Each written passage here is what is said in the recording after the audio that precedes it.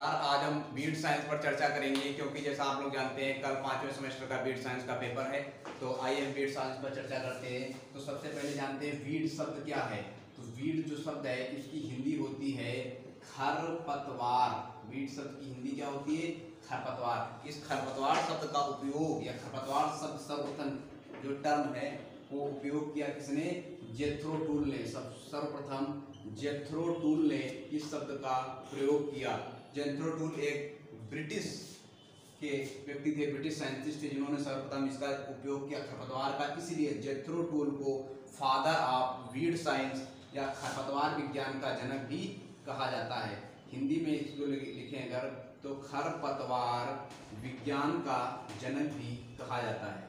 खरपतवार विज्ञान का जनक इसको कहा जाता है, यानी कि father of weed science. Jethro Tull is considered as a father of weed science. Jethro Tull को वीड साइंस का खरपतवार विज्ञान का जनक भी कहा जाता है। अब देखिए जेथ्रो टूल ने एक बुक लिखी थी। जेथ्रो टूल ने एक बुक लिखी। कौन सी बुक लिखी? Horse hoeing husbandry. Horse hoeing husbandry नामक एक बुक जेथ्रो टूल ने लिखी। तो ये जेथ्रो टूल द्वारा लिखी हुई बुक है, ये भी आप लोगों से पूछी जा सकती है। तो अब ये बात हो गई खरपतवार शब्द का सर्वप्रथम उपयोग किसने किया, खरपतवार शब्द किसने दिया, या फादर ऑफ वीड साइंस कौन है। अब खरपतवार क्या होता है? तो खरपतवार कोई ऐसा प्लांट जो वहां पर उस स्थान पर उगे जहां पर उसकी आवश्यकता न हो, या उस स्थान पर उगे जहां पर उसको पर्टिकुलर बोया न गया हो, यानी any plant which growing where it is not desire. जहां पर उसकी कोई आवश्यकता नहीं वहां पर अगर वो पौधा उग रहा है तो वो सब क्या कहलाएगा? खरपतवार कहलाएगा। जैसे कि सपोज दैट हमारा एक गेहूं का कोई खेत है, यहाँ पर हमने गेहूं लगा रखा है। इस गेहूं के खेत में अब यहाँ पर हमने बोया क्या है? गेहूं। तो गेहूं में ढेर सारा बथुआ जमाएगा। तो जो बथुआ बीच में जम आया ये क्या है? खरपतवार है। खरपतवार इसलिए है क्योंकि बथुआ अपने आप बिना बोए जमा है, इसलिए क्या हो जाएगा? खरपतवार हो जाएगा। अब बात ये आती है बथुआ बिना बोए जमा है, खरपतवार हो जाएगा। अगर पर्टिकुलर अगर हम बथुए की खेती करें, बथुआ को विधिवत बोए, तो ये बथुआ खरपतवार के अंतर्गत नहीं आएगा क्योंकि हमने इसको बोया है, इसकी हमको डिजायर आवश्यकता है। ठीक है। अब ऐसा नहीं कि केवल बथुआ ही खरपतवार है। अगर गेहूं का खेत है जिसमें हमने गेहूं बोया था और वहां गेहूं ना होकर वहां पर 3-4 पौधे पिछली फसल के मक्के के जमाए हैं, तो अब ये मक्के के जो 3-4 पौधे उग आए हैं ये भी खरपतवार के अंतर्गत रखे जाएंगे। क्यों? क्योंकि ये अपने आप उगे हुए हैं, इसलिए इनको खरपतवार के अंतर्गत रखा जाएगा। ठीक है। तो अब कुछ मुख्य खरपतवार हैं जो पूछे जा सकते हैं, उन पर चर्चा कर लेते हैं। कौन कौन से खरपतवार हैं जिनके साइंटिफिक नेम आप लोगों से पूछे जा सकते हैं। तो देखिए बहुत सबसे इंपॉर्टेंट जो है या सबसे मोस्ट पॉपुलर जो है वो क्या है? बथुआ। बथुआ बथुआ जो है इसका दूसरा नाम फैट हेन भी है। अब बथुआ तो ज्यादातर मोस्टली लोग जानते होंगे, लेकिन फैट हेन नहीं जानते होंगे, है ना। फैट हेन आज जान लीजिए। बथुआ या फैट हेन का साइंटिफिक नेम जो होता है वो चीनोपोडियम अल्बम। ये चीनोपोडियम अल्बम जो है ये बथुआ या फैट हेन का साइंटिफिक नेम होता है। ठीक है। अब इसमें फैट हेन बथुआ होता है। अब इसमें इंग्लिश और हिंदी का कोई इशू नहीं होना चाहिए क्योंकि ये जो भी इंग्लिश में लिखा है सेम डिटो हिंदी में होगा, इसकी कोई अलग से प्रोनाउंसिएशन नहीं होगा। अगला है फेलेरिस माइनर। फेलेरिस माइनर या इसको इस तरफ से अगर हम लिख रहे हैं तो इसी तरह से लिखें गेहूं का मामा। गेहूं का मामा। गेहूं का मामा एक इसका नाम है। दूसरा नाम देखो, गेहूं का मामा आप लोगों ने सुना होगा ज्यादा से ज्यादा, और आप लोगों ने नाम सुना होगा कौन सा? गुल्ली डंडा। गुल्ली डंडा ये भी नाम सुना होगा। तो गेहूं का मामा का साइंटिफिक नेम पूछे, या गुल्ली डंडा का पूछे, या फिर गेहूं सा, या फिर बट्टा, या फिर लिटिल सीड, कैनरी ग्रास। गेहूं के मामा के इतने सारे नाम होते हैं। ये गेहूं का मामा है, इसके इतने सारे नाम हैं। और इसको आप लोग अगर पता चला केवल रटके गए कि गेहूं के मामा का वैज्ञानिक नाम, तो उसने गुल्ली डंडा पूछ दिया, या फिर गेहूं का मामा और गेहूं सा, ये ज्यादा फेमस नाम है, और गुल्ली डंडा भी। बाकी बट्टा, लिटिल सीड, कैनेरी ग्रास, ये अभी आप हो सकता है आप लोगों को पता चले हो। ये जो है नाम सभी किसके, गेहूं के मामा के, और सबका साइंटिफिक नेम एक ही होगा, क्या, फेलेरिस माइनर। Phalaris minor. जो बच्चे हिंदी मीडियम वाले हैं उनको समझाए हिंदी में रहे, क्योंकि ये सब चीजें जो है सेम हिंदी में रहेंगी। फेलेरिस माइनर को फेलेरिस माइनर ही हिंदी में लिखा जाएगा, ठीक है। तो ये इतने नाम में कुछ भी पूछा जा सकता है, तो आप लोग इसको अच्छी तरीके से याद कर लीजिए। अगला खरपतवार कौन सा है? अगला खरपतवार है गाजर घास। गाजर घास, या इसका दूसरा नाम है कांग्रेस घास, कांग्रेस ग्रास। इसका साइंटिफिक नेम गाजर घास या कांग्रेस घास जो है, इसका साइंटिफिक नेम जो होता है, ये क्या है, गाजर घास है, कांग्रेस घास, पार्थेनियम, पार्थेनियम हिस्ट्रोफोरस, हिस्ट्रोफोरस, ये पूरा हिस्ट्रोफोरस,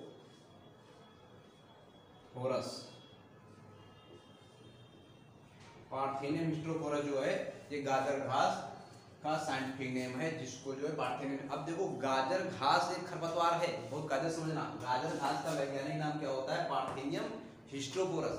एक खरपतवार है गजरी, गजरी, दोनों में डिफरेंस समझना बहुत कायदे से। गजरी जो है इसका साइंटिफिक नेम होता है फ्यूमेरिया, फ्यूमेरिया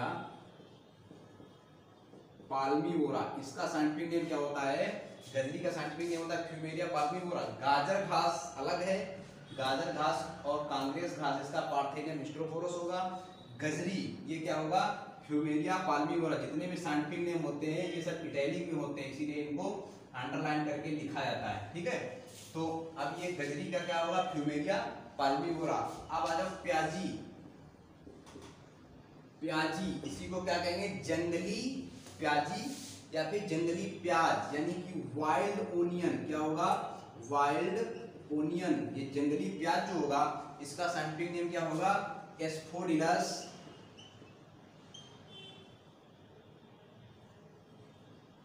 एस्फोडिलस ट्यूनिफोलियस।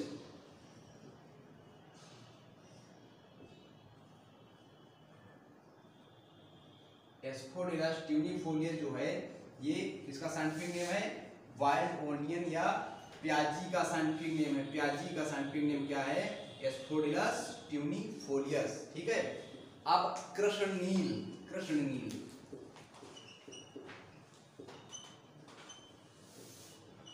कृष्णनील एक चौड़ी पत्ती वाला खरपतवार होता है। इतनी छोटी छोटी पत्ती होती है चौड़ी, और वो जो है कृष्णनील, उसमें नीले नीले कलर के फूल खिलते हैं, और ये रबी ऋतु का खरपतवार है ना। तो झाड़ी नुमा होता है, छोटा सा पौधा। तो कृष्णनील इसका साइंटिफिक नेम क्या होगा? एनाजेलिस, एनाजेलिस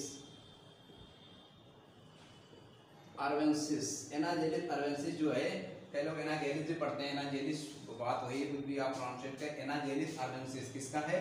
कृष्णनील का, है ना। तो ये कुछ खरपतवार थे जो कि रबी ऋतु में बहुत ज्यादा उगते हैं और बहुत ज्यादा नुकसान पहुंचाते हैं, ठीक है। कुछ अन्य खरपतवार भी हैं, उनको भी आप लोग देख लीजिए अच्छे से।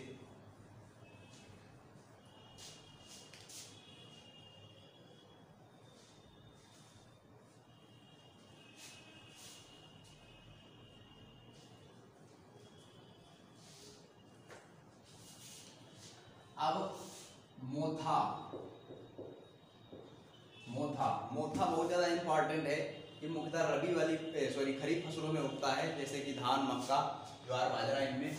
मोथा का वैज्ञानिक नाम होता है साइप्रस, साइप्रस रोटेंडस। ये बहुत ही नॉक्सियस बीट आता है, जिनको कंट्रोल करना बहुत मुश्किल होता है। जिन खरपतवारों से फसलों को बहुत ज्यादा नुकसान पहुंचता है वो नॉक्सियस बीट के अंतर्गत रखे जाते हैं, जैसे कि साइप्रस रोटेंडस यानी कि मोथा, ठीक है।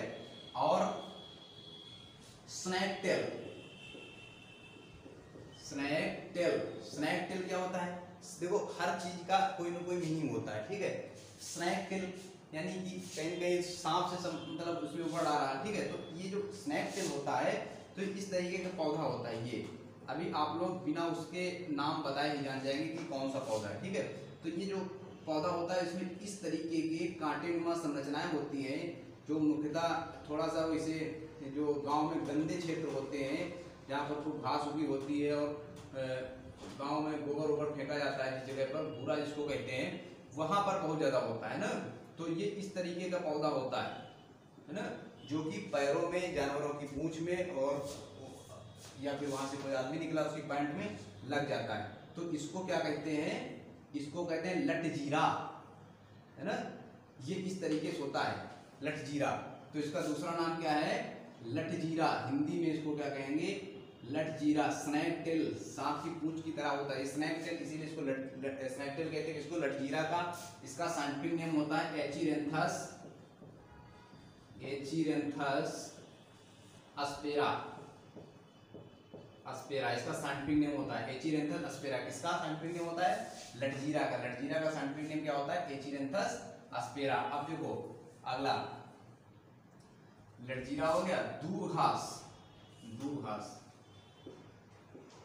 दूब grass.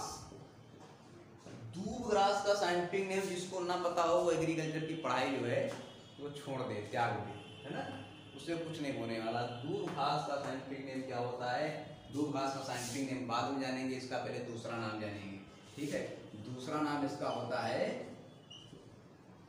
Bermuda grass, Bermuda grass. दूसरा नाम इसका बरमूडा ग्रास है दूब घास का। और इसका साइंटिफिक नेम क्या होता है? साइनोडान डेक्टिलान, डेक्टिलान इसका साइंटिफिक नेम होता है। इसको भी कंट्रोल करना बहुत मुश्किल होता है और ये 12 महीने होती है, ठीक है। तो उसके बाद में लहसुआ, लहसुआ, लहसुआ जो होता है इसका साइंटिफिक नेम होता है डिग्रा, डिग्रा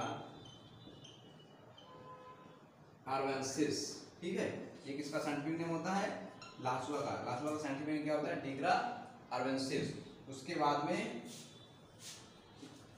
वाइल्ड ओट, वाइल्ड ओट, जंगली जई, जंगली जई का साइंटिफिक नेम क्या होता है? Avena fatua, avena fatua scientific name किसका होता है? जंगली जई का। Wild oat, avena fatua. Wild rice, wild rice, echinochloa, chloa crusgalli,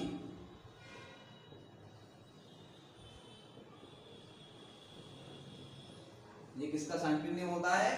ये साइंटिफिक नेम होता है जंगली धान का, वाइल्ड राइस का साइंटिफिक नेम होता है। आप आ जाओ सत्यानाशी, सत्यानाशी, सत्यानाशी का वैज्ञानिक नाम क्या होता है?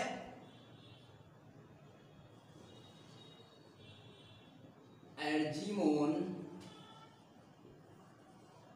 Mexicana, Mexicana. इसको मैक्सिकन, मैक्सिकन पैडी, कहीं कहीं मैक्सिकन कॉफी भी लिखा है ना, भी कहते हैं, ठीक है। एर्जीमोन मैक्सिकाना, ठीक है। ये बहुत ही नुकसानदायक खरपतवार है। अब एक खरपतवार होता है कौन सा? चिकोरी। कौन सा खरपतवार होता है? चिकोरी। चिकोरी खरपतवार देखो होता है, चिकोरी खरपतवार कौन सा होता है?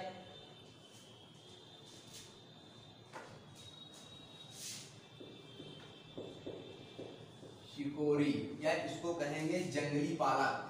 हिंदी में क्या कहेंगे इसको? जंगली पालक, यानी कि वाइल्ड स्पाइनेच। इसका साइंटिफिक नेम क्या होता है? चिकोरी से ही निकला है, क्या है? चिकोरियम, चिकोरियम एंटाइबस। ये साइंटिफिक नेम किसका होता है? ये एक सैटेलाइट बीड है। किसका? सैटेलाइट बीड है ये,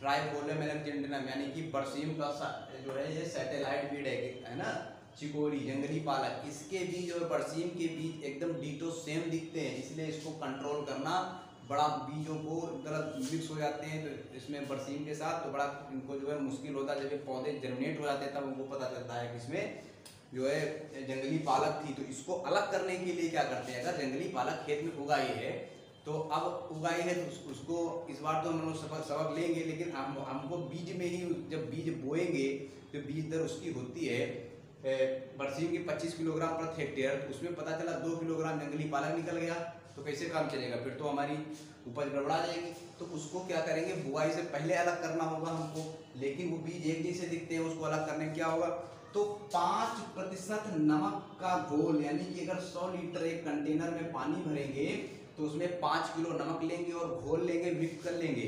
5 किलो नमक का घोल यानी कि 5% का घोल होगा 100 लीटर में, ठीक है। उसको मिक्स करके घोल बना लेंगे, 5% का घोल बनेगा, पानी चाहे जितना लो कोई मतलब नहीं, लेकिन उसमें नमक कितना रहेगा 5%। घोल बना लेंगे और जितना बीज होगा उसी में डाल देंगे और एक मिक्स कर देंगे किसी लकड़ी से।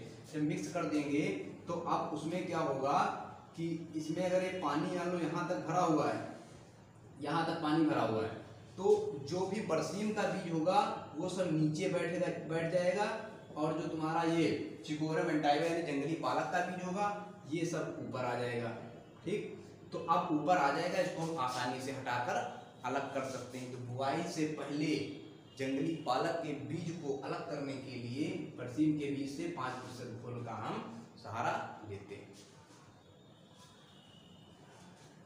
तो ये हो गया किसके बारे में बात, जंगली पालक के बारे में बात हो गई। तो ये कुछ खरपतवार थे, और कुछ खरपतवार हैं जिनसे बहुत कम पूछा जाएगा, जैसे कि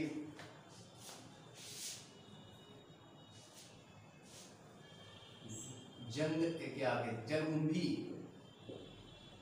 जलकुंभी, इसको इंग्लिश में वाटर हाइंथ कहते हैं, ठीक है, जलकुंभी को, है ना। ये जो है एक एक्वाटिक वीड है, बंगाल का आतंकवाद के नाम से इसी को जाना जाता है। इसको ये बंगाल का आतंकवाद क्यों कहा जाता है, बंगाल का आतंकवाद इसलिए कहा जाता है कि जैसे गंगा नदी है तो उसकी लंबाई 2525 किलोमीटर है, ठीक है, जो हिमालय से निकलती है ना, उत्तराखंड के उत्तरकाशी जिले के गोमुख हिमनद से जो निकलती है और चलते चलते 5 राज्यों से होते हुए ये लास्ट में बे ऑफ बंगाल की खाड़ी में गिर जाती है, सुंदरवन का डेल्टा बनाती है। तो यहाँ पर इसके साथ ढेर सारी नदियाँ मिलती हैं, तो ढेर सारी जो नदियाँ मिलेंगी तो इन सभी देखा होगा नदियों में ढेर सारी जलकुंभी होती है, तो जलकुंभी सब बहकर कहाँ आती है, इसमें आ जाती है, और लास्ट में राज्य कौन पड़ता है, बंगाल। तो वहाँ पर जो ब्रिज बने हुए हैं तो वहाँ पर पहुँचते पहुँचते ढेर सारी हो जाती है, तो ये क्या होती है कि इसमें जो ब्रिज है उसमें फंस जाती है, जिसके कारण पानी का निकास नहीं हो जाता और आसपास जो गांव होते हैं वहाँ पर पानी बढ़ जाता है। कई बार क्या होता है कि रात में सोए थे 3 लोग, है ना, और सुबह 2 लोग बचे, 1 लोग बह गया कोई, है ना, बाढ़ की वजह से, या फिर रात में 3 लोग सोए थे, 1 और बह के आ गया वहाँ से, है ना, तो 4 लोग हो गए। तो ये घटनाएं होती है। बंगाल का आतंकवाद किसको कहा जाता है, जलकुंभी खरपतवार को। इसका साइंटिफिक नेम क्या होता है, इचोर्निया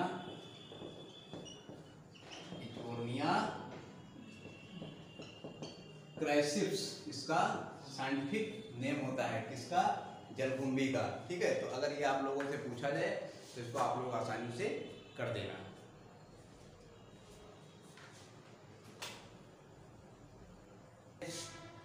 अब जो है इसमें देखो खरपतवार जो मुख्य इसके वर्गीकरण है जिससे प्रश्न आ सकते हैं। तो एक तो वर्गीकरण जो भी हमने खरपतवार साइंटिफिक नेम बताए थे उसके आधार पर वर्गीकरण हो जाएगा।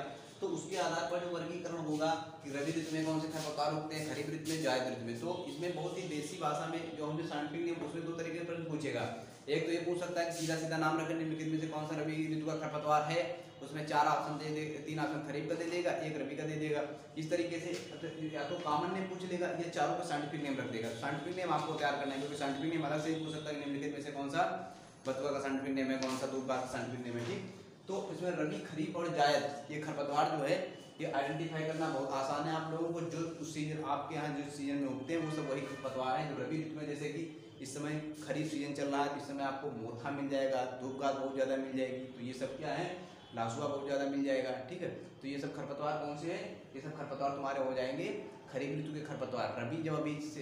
रबी ऋतु का सीजन आ जाएगा तो सर्दी में जो अक्टूबर नवंबर में रबी ऋतु शुरू होती है, ठीक है। तो जब रबी ऋतु शुरू हो जाएगी उसमें तुमको बथुआ, गजरी, प्याजी, कृष्णनील, है ना, ये सब खरपतवार जो है फेलिस माइनर ये सब मिल जाएंगे। तो वो रबी ऋतु के खरपतवार होते हैं। एक तो सीजन के आधार पर क्लासिफिकेशन हो गया। उससे पूछे ये जो क्लासिफिकेशन हम बता रहे हैं क्योंकि टाइम कम है इसलिए हम केवल इंपॉर्टेंट पर चर्चा कर रहे हैं। इफीमेरल क्लासिफिकेशन ऑफ अनडिजायरेबिलिटी, खरपतवार तो अनडिजायरेबल प्लांट होते हैं लेकिन उनमें जो है अनडिजायरेबिलिटी के अकॉर्डिंग अगर हम उनका क्लासिफिकेशन करेंगे तो क्या होगा, तो इसमें पहला है इफीमेरल वीड्स। इफीमेरल वीड्स वो खरपतवार होते हैं जो अपना लाइफ साइकिल, है ना, complete it's life cycle, complete it's life cycle in very short period of time, in very short time period, बहुत कम समय में जो है अपना वो लाइफ साइकिल पूरा कर लेते हैं। वो क्या करेंगे इपी में, जैसे कि गोट वीट है ना, गोट वीट का साइंटिफिक क्या होता है, एजीरेटम कोइनिजॉइड्स। क्या होता है, एजीरेटम कोइनिजॉइड्स। गोट वीट का साइंटिफिक नेम जो होता है एजीरेटम कोइनिजॉइड्स होता है। जो बच्चे रेगुलर पढ़ने आए हैं, मतलब सेमेस्टर क्लास किए हुए हैं, इनको ये सब बहुत अच्छे तरीके से उनको साइंटिफिक नेम एकदम अच्छे से रटे भी होंगे, लेकिन फिर भी एक बार रिवाइज कर लें। और जो नए बच्चे जिन्होंने हमसे कहा था कि सर एक वीडियो बना दीजिए, उनको उनकी जानकारी के लिए ये खरपतवार जो है इसका साइंटिफिक नेम है गोट वीट का साइंटिफिक नेम है क्या, एजीरेटम कोइनिजॉइड्स। ये जो और क्या है तुम्हारा फेलेरिस माइनर, इसी के अंतर्गत आ जाएगा फेलेरिस माइनर। ये बहुत शॉर्ट पीरियड में अपना जो है अपनी लाइफ साइकिल पूरी कर लेंगे, जो बहुत कम समय में पूरी कर ले लाइफ साइकिल, वो क्या कहलाएंगे, इपीमेरल वीड। नॉक्सियस वीड कौन से होते हैं, नॉक्सियस वीड देखो कौन से होते हैं, ठीक है। अब नॉक्सियस वीड में वो खरपतवार आते हैं जिनको कंट्रोल करना वेरी डिफिकल्ट होता है ना। नॉक्सियस वीड क्या होते हैं, डिफिकल्ट टू कंट्रोल इट,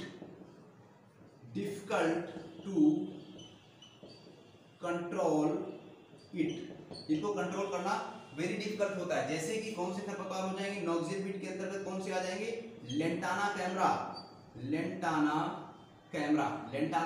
जो होगा वो नॉक्सियस वीड में आएगा। ये लेंटाना कैमरा क्या होता है, इसका साइंटिफिक नेम होता है घिटसेज, घिटसेज,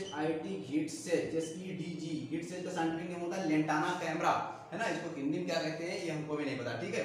तो ये लेंटाना कैमरा इतना जानो कि रोड के दोनों तरफ किनारे देखा होगा अक्सर खड़ा होता है, जिसमें ऑरेंज कलर के फूल निकलते हैं और उनकी पत्ती बहुत ज्यादा बदबूदार होती है, ठीक है। तो ये लेंटाना कैमरा हो गया, ठीक। उसके बाद में लेंटाना कैमरा आ जाएगा इसके अंतर्गत, जिनको कंट्रोल करना बहुत ही मुश्किल होता है, डिफिकल्ट टू कंट्रोल इट। तो कौन कंट्रोल करना किसको मुश्किल होता है, दूब घास को, है ना, दूब घास को भी कंट्रोल करना बहुत मुश्किल होता है। तो ये भी नॉक्सियस वीड के अंतर्गत आ जाएगा। मोथा, जिस खेत में मोथा हो जाता है तो कहते हैं कि 4 साल तक जब लगातार मोथे का इलाज करो, ट्रीटमेंट करो, 4 साल लगातार दवाई डालो, तब जाके मोथा खत्म होता है, ठीक है। तो और क्या हो जाएगा, साइप्रस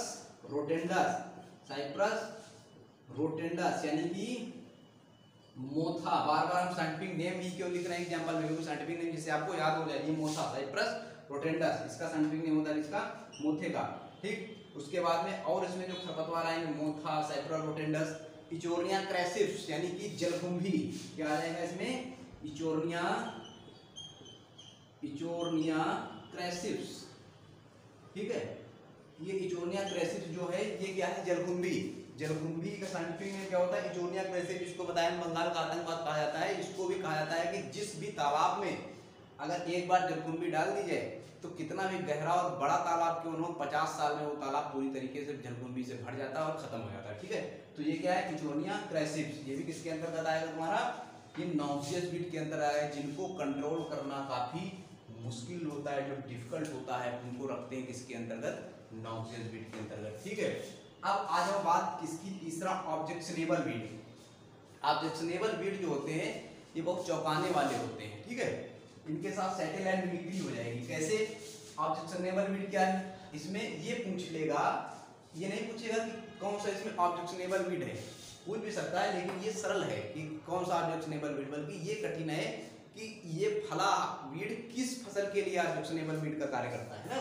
तो देखो जैसे कि हमने बताया था अभी चिकोरी, चिकोरी किसका हिंदी इंग्लिश नाम है चिकोरी, जो है चिकोरियम एंटाइगस यानी जंगली पालक। जो चाहे आप लोग अगर हिंदी में हिंदी वाले हैं तो अपना हिंदी में जान लें कि चिकोरी किसको कहते हैं, जंगली पालक को। और जंगली पालक के बीज जब किसमें मिले होते हैं, बरसीम में, है ना।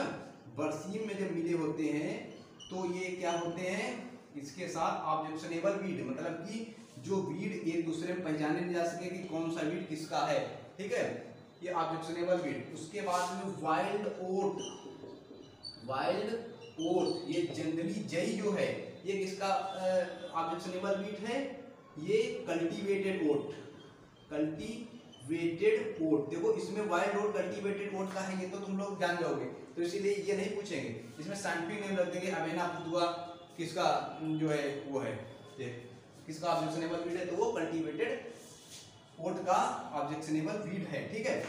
मैक्सिकन पॉपी, अभी हमने आप लोगों को बताया था मैक्सिकन पॉपी, इसमें ये भी पूछ सकता है मैक्सिकन पॉपी का साइंटिफिक नेम। तो मैक्सिकन पॉपी जो होता है वो सत्यानाशी को कहते हैं, ठीक है।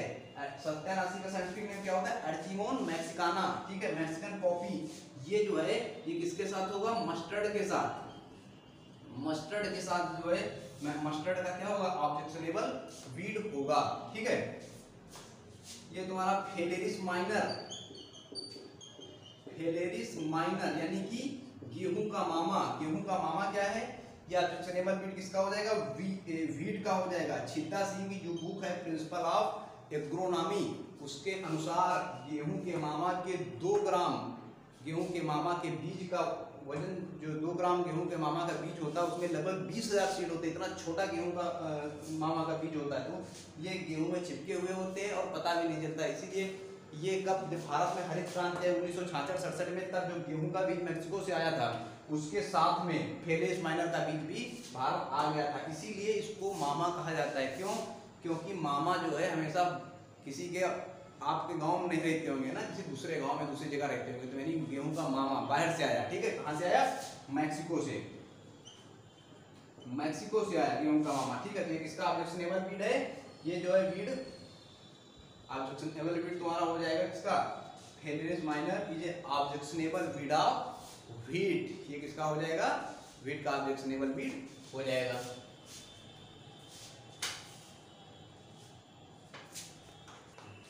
अब हम बात करेंगे कि based classification of weed based on position of or presence, है ना, मतलब कि उसकी उपस्थिति के आधार पर खरपतवारों का वर्गीकरण।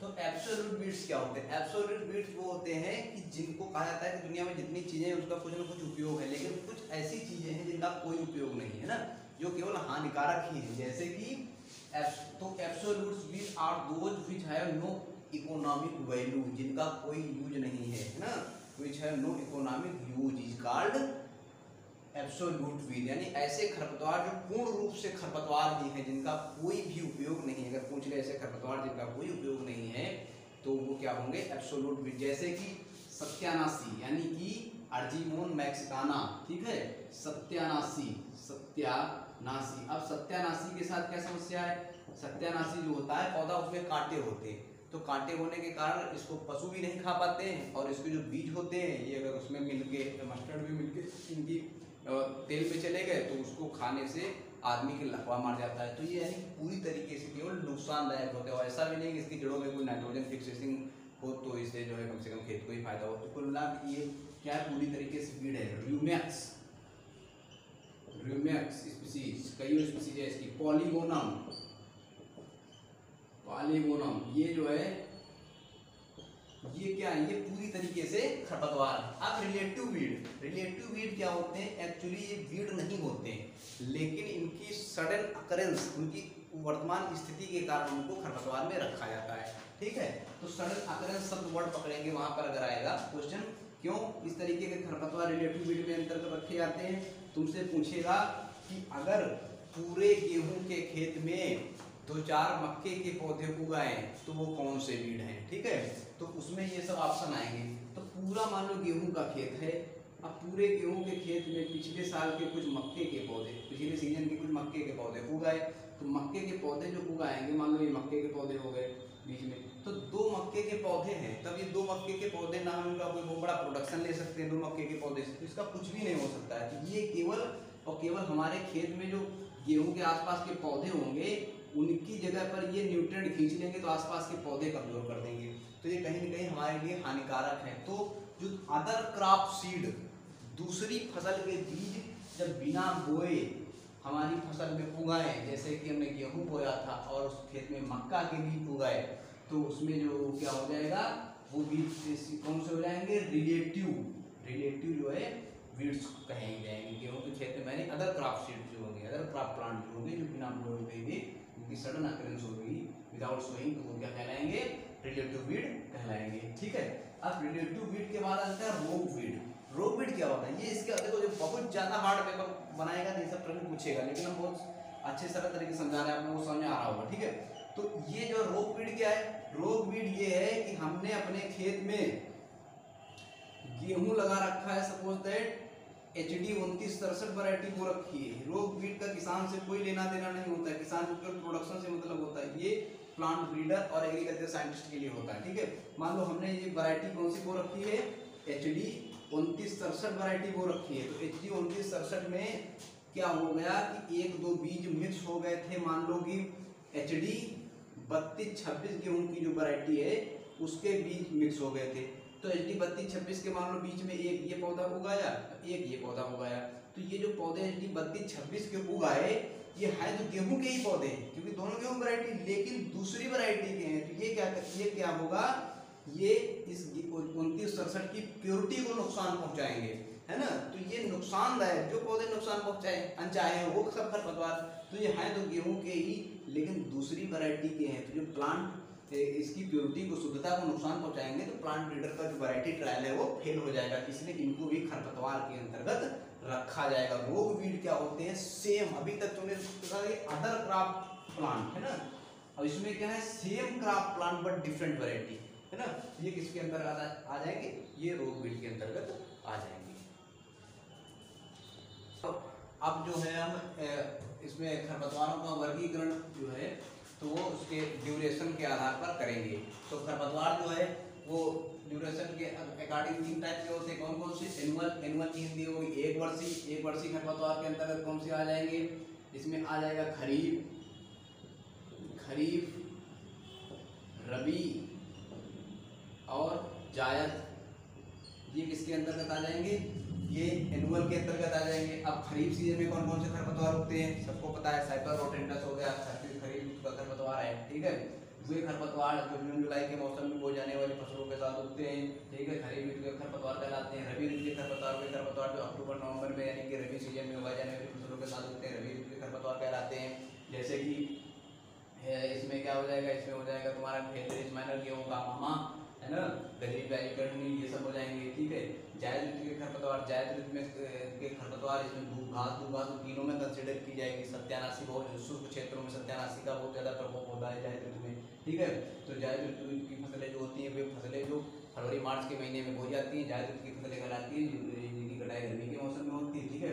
तो जायद ऋतु की खरपतवार, उसके साथ जो खरपतवार होते हैं वो जायद ऋतु के खरपतवार कहलाते हैं। तो ये बहुत बेसिक क्लासिफिकेशन है, इससे प्रश्न आएंगे, इसको अच्छी तरीके से देखना है। अब उसके बाद में हम बात करेंगे किसकी, अब हम बात करेंगे बाइनियल, यानी कि द्विवर्षीय खरपतवार। तो द्विवर्षीय खरपतवार वे खरपतवार होते हैं जो अपना जीवन काल पूरा 2 वर्ष से कम अवधि में पूरा कर लेते हैं, द्विवर्षीय खरपतवार कहलाते हैं। ठीक है। जैसे कि ये एक सीजन है, 1 साल में अपना जीवन काल पूरा कर लेते हैं एनुअल, 2 वर्ष से कम समय में अपना जीवन काल पूरा कर लेंगे, तो ये क्या कहलाएंगे, बाइनियल खरपतवार कहलाएंगे, है ना। तो बाइनियल खरपतवार में क्या आ जाएगा, गोट वीड आ जाएगा, एजीरेटम गोनिनजोइड्स से ना, गोट वीड आ जाएगा इसमें, गोट वीड आ जाएगा इसमें बाइनियल खरपतवार में आ जाएगा। ठीक है। तो अब ये क्या है, अब जो 2 वर्ष में पूरा करे, अब सबसे ज़्यादा समस्याग्रस्त खरपतवार जो है वो जो समस्या पैदा कर देता है वो क्या हो जाएगा, पेरिनियल 2 प्रकार का होता है, कौन सा, सिंपल पेरिनियल और दूसरा हो जाएगा क्रीपिंग पेरिनियल। तो इससे जब बहुत ज़्यादा कठिन पेपर बनाएगा तब इससे प्रश्न पूछेगा। ठीक है। पेरिनियल वो खरपतवार होते हैं जो अपना जीवन काल पूरा करने के लिए 2 वर्ष से अधिक की अवधि का समय लेते हैं, पेरिनियल खरपतवार कहलाते हैं, यानी कि बहुवर्षीय। ठीक है। तब इनमें 2 प्रकार के, सिंपल पेरिनियल और क्रीपिंग पेरिनियल। सिंपल पेरिनियल में वो खरपतवार आते हैं जो जिनका प्रोपोगेशन यानी कि प्रवर्धन जो होता है किसके द्वारा होता है, सीड द्वारा होता है, बाय सीड, है ना। यानी कि जो बहुवर्षीय खरपतवार होते हैं लेकिन उनका प्रवर्धन प्रोपोगेशन बीज के द्वारा होता है, वो क्या कहलाएंगे, सिंपल पेरेनियल और क्रीपिंग पेरेनियल। ये सबसे खतरनाक होते हैं जो इंटीग्रेटेड वीड मैनेजमेंट की धज्जियां उड़ा देते हैं। कैसे? क्रीपिंग पेरेनियल वे खरपतवार होते हैं जिनका प्रोपोगेशन अदर देन सीड होता है ना, अदर देन सीड होता है, जैसे कि साइप्रस रोटेंडस और साइनोरांडेक्टिलान,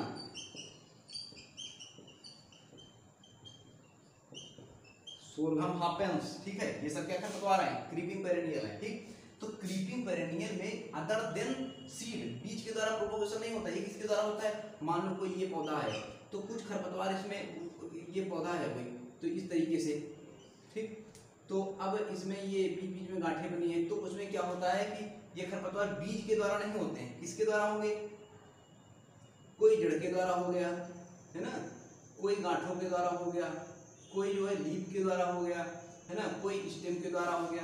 तो ये अदर देन सीड होते हैं। इसके साथ समस्या क्या होती है, कहा जाता है कि जो इंटीग्रेटेड पेस्ट मैंने पढ़ाया था कल्चर मेथड में, गहरी जुताई कर दो, बुआई से पहले एक पानी लगाओ तो सब खरपतवार के बीज उग आएंगे, उसके बाद गहरी जुताई कर दो सब खत्म हो जाएंगे, ठीक। लेकिन इसके साथ समस्या हो जाती है, एक पौधा था उसमें तुमने क्या किया, गहरी जुताई कर दी, तो जो जुताई करती थी इसके 10 टुकड़े हो गए, तो वो 10 हर टुकड़ा एक एक पौधा बना दिया, ठीक है, क्योंकि इसका प्रोपोगेशन किसके द्वारा होता है, वेजिटेटिव, ठीक है, तो इसके 10 पौधे बन गए। तो ये जो है इन खरपतवारों को कंट्रोल करना बहुत ज्यादा मुश्किल होता है। ऐसे खरपतवार क्या कहलाते हैं, क्रीपिंग पेरेनियल, जो स्टोलेन, राइजोम, है ना, लीफ, शूट, इनके रूट, इनके द्वारा इनका प्रोपोगेशन होता है, ये क्रीपिंग पेरेनियल कहलाते हैं। इनके एग्जाम्पल पूछ सकता है। अब जो है हम बात करेंगे जिससे उम्मीद है हमको प्रश्न जरूर आएगा वीड साइंस में कल के एग्जाम में, पैरासाइटिक वीड, है ना, परजीवी खरपतवार, ठीक है। तो इसमें जो है मुख्यतः 4 तरीके के होते हैं, पूर्ण तना परजीवी, टोटल स्टेम पैरासाइट वीड, ठीक है। तो ये कौन है, मुख्यतः जो पूछा जाता है वो कस्कुटा रिफ्लेक्सा जो है टोटल स्टेम पैरासाइट कस्कुटा है। और ये किन फसलों में पैरासाइट वीड का कार्य करता है, तो ये अल्फाल्फा, नाइगर, लिंसीड, इनमें जो है ये टोटल स्टेम पैरासाइट है। कस्कुटा टोटल स्टेम पूछेगा निम्नलिखित में से कौन सा पूर्ण तना परजीवी का उदाहरण है, तो कस्कुटा। अब ये भी पूछ सकता है कि कस्कुटा किसका पैरासाइटिक वीड है, तो तीनों ऑप्शन में आप चौथा वाला चीज करता है, 3 में से 1 पूछ देगा, 3 अलग ऑप्शन कर दे, ठीक है।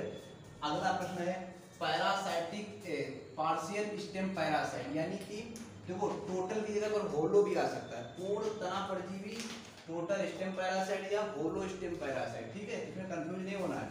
वो रहेगा क्या, कस्कुटा ही इसका, है ना, जो कि कस्कुटा अल्फाल्फा, नाइगर और लिंसीड को नुकसान पहुंचाता है, ठीक है। पार्शियल या सेमी स्टेम पैरासाइट, ठीक है। अर्ध तना परजीवी, ये पूर्ण तना परजीवी था, अर्ध तना परजीवी, अर्ध तना परजीवी क्या होगा, लोरेंथस, क्या होगा, अर्ध तना परजीवी लोरेंथस। अभी पहले इसको अच्छे से समझ लो, अभी फिर ट्रिक बेस पर बता देंगे, 1 सेकंड के अंतर्गत याद हो जाएगा, ठीक है। तो लोरेंथस इसमें मैंगो में बहुत नुकसान पहुंचाता है, ठीक है। टोटल रूट पैरासाइट जो है ये कौन खरपतवार है, फोरोबैंकी, किसमें, टोबैको, मस्टर्ड और किसी किताब में, जैसे कि जो टेक्स्ट बुक है, text book of weed science by T K. Das, उसमें जो है चिकपी भी कंसीडर किया गया इसके अंदर। टोबैको, मस्टर्ड, टोमेटो, चिकपी, ये जो है इसका फोरोबैंकी जो है वो टोटल रूट पैरासाइट है। पूर्ण जड़ परजीवी पौधा कौन सा है, खरपतवार, तो ओरोबैंकी, ठीक है। तो इसके बाद पार्शियल रूट पैरासाइट, यानी कि अर्ध जड़ परजीवी, है ना, यानी semi root parasite, partial root parasite, अर्ध परजीवी, सबका मतलब एक ही।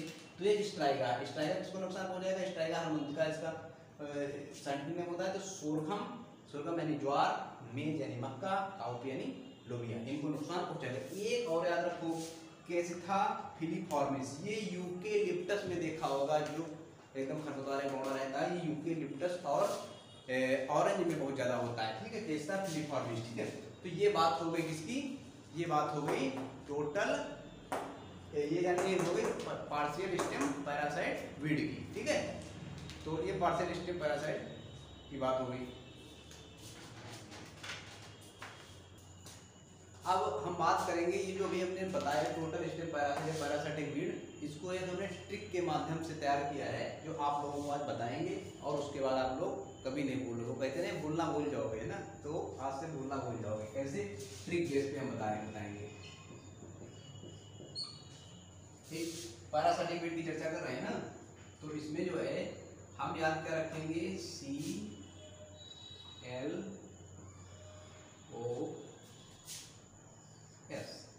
4 शब्द याद रखेंगे। ठीक है, 4 शब्द याद रखेंगे, CLOS। तो C से क्या हो जाएगा, कस्कुटा,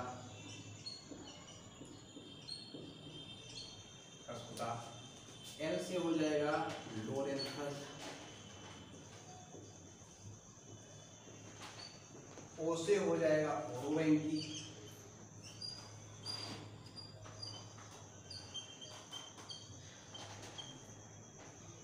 S से हो जाएगा स्ट्राइगा।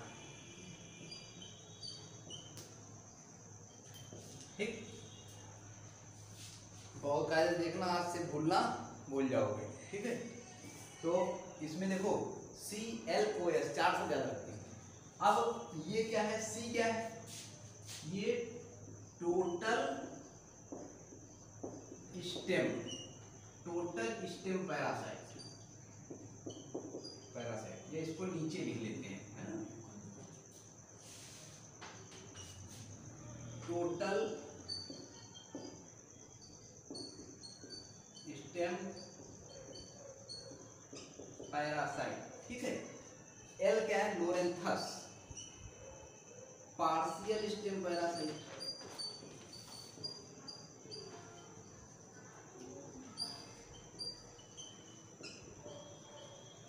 ओरोवेंकी क्या है, टोटल रूट पैरासाइट।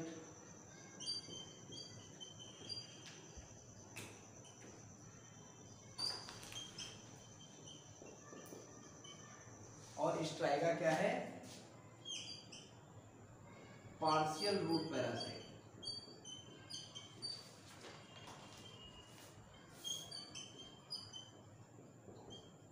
ठीक, तो याद क्या रखना है, क्लोज की स्पेलिंग कैसे नहीं, सी से होगी, CLOS, 4 अक्षर याद रखने हैं। पूर्ण तना परजीवी पौधा, क्लोज से C, पूर्ण तना परजीवी कस्कुटा। ठीक है, फिर आंशिक तना परजीवी L, लोरेंथस। ठीक, O, ओरोवेंकी क्या हो जाएगा, टोटल रूट पैरासाइट, पूर्ण जड़ परजीवी ओरोवेंकी। स्ट्राइगा पार्शियल यानी कि सेमी आंशिक तना परजीवी स्ट्राइगा। ठीक है, अब बात ये आती है कि ऐसा न कर दो कि पता चला CLOS तो कर दिया, लेकिन पहले पूर्ण तना की जगह पूर्ण जड़ कर दिया उधर। तो ये जो पौधा होता है, जब उसके पास हम खड़े होंगे तो हमको सबसे पहले उसका क्या नजर आएगा, सबसे पहले उसका तना नजर आएगा। ठीक है, तना दूर से इसका दिख जाएगा। ऐसा नहीं है कि किसी पेड़ से दूर खड़े हो या फिर उसके, है ना, तो उसकी जड़ें देख सकते हो, दूर से केवल तना दिख सकता है ना। तो पहले क्या दिखेगा, ये ज्ञात करने का तरीका होता है, पहले क्या दिखेगा, तना। ठीक है, तो तना पहले आएगा, पूर्ण तना परजीवी कस्कुटा, आंशिक तना परजीवी लोरेंथस। पहले तने का काम खत्म कर लिए, फिर पूर्ण जड़ परजीवी ओरोवेंकी, आंशिक जड़ परजीवी स्ट्राइगा। इससे हम उम्मीद करते हैं कि प्रश्न जरूर आएगा, जैसे कि हम अभी अपने PhD तक के अनुभव में बता रहे हैं कि जिस भी कोई कॉम्पिटिटिव एग्जाम हो या फिर एग्रोनॉमी का कोई एग्जाम हो, तो उसमें अगर एग्रोनॉमी कंसीडर की गई है, वीड साइंस कंसीडर की गई है ना, तो उसमें ये इससे प्रश्न जरूर पूछा जाएगा। अब कल ना पूछे वो बात अलग है ना, क्योंकि change is the rule of nature, लेकिन हो सकता है कल भी इससे प्रश्न पूछा जाए। ठीक है, तो याद कर लीजिए, अगर कल नहीं पूछा गया तो काइंड ऑफ नॉलेज आपको काम आएगा, और पूछ लिया गया बहुत अच्छी बात है। ठीक है, अब इसको हम इरेज कर देते हैं। अब वैसे तो वीड साइंस को एक क्लास में नहीं खत्म किया जा सकता, लेकिन हमने कोशिश की जो इम्पोर्टेंट चीज़ है उनको कंसीडर किया है। अब जैसे कि एलिडोपैथी हो सकता है आप लोगों के लिए नया टर्म हो, एलिडोपैथी। तो बता दें एलिडोपैथी वो होता है जैसे कि कोई एक पौधा है, ये इस पौधे की वजह से अगर इस पौधे को नुकसान पहुंच रहा है तो इसका यानी कि एलिडोपैथी इफेक्ट इस तरह हो रहा है। या फिर ये कौन सा हो जाएगा, कॉनक्यूरेंट एलिडोपैथी, यानी कि जब किसी फसल वो खड़ी फसल का किसी दूसरी फसल को नुकसान पहुंचे। और दूसरा होता है रेजिडुअल एलिडोपैथी। रेजिडुअल एलिडोपैथी होता है जैसे कि इस फसल के मान लो ये फसल कोई थी तो इसको हमने क्या किया, काट दिया, तो इसकी जो जड़ें हैं ये यहीं रह गई पड़ी हुई, तो ये जो जड़ें हैं ये दूसरी फसल को नुकसान पहुंचाएंगी। जब दूसरी फसल इसमें बोओगे, जब ये जड़ें सड़ेंगी उसमें एक केमिकल बनेगा, वो जो दूसरी उसको नुकसान पहुंचाएगा। जैसे कि सोरगम, जब सोरगम आप बोएंगे उसके बाद काट लेंगे तो उसकी जड़ें जब सड़ेंगी या उसकी जो पत्तियां उसमें रह जाती हैं, उससे जो केमिकल प्रोड्यूस होगा वो गेहूं के अंकुरण को प्रभावित करेगा। ठीक है, ये कौन सी हो जाएगी, रेजिडुअल एलिलोपैथी। ठीक,